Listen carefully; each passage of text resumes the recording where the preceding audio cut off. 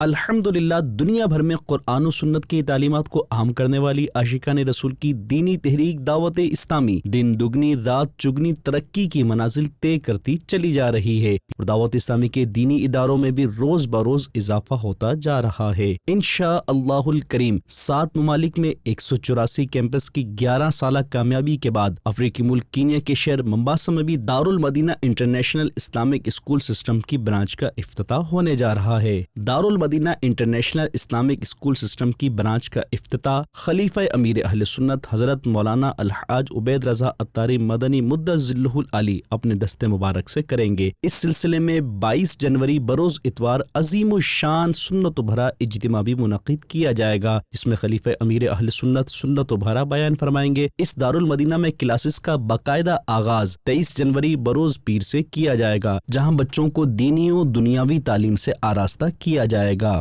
دعوت اسلامی ہے یہ دعوت اسلامی ہے، دعوت اسلامی ہے یہ دعوت اسلامی ہے، دعوت اسلامی ہے یہ دعوت اسلامی ہے، دعوت اسلامی ہے یہ دعوت اسلامی ہے۔ اللہ کی نعمت ہے یہ دعوت اسلامی، آقا کی عنایت ہے یہ دعوت اسلامی۔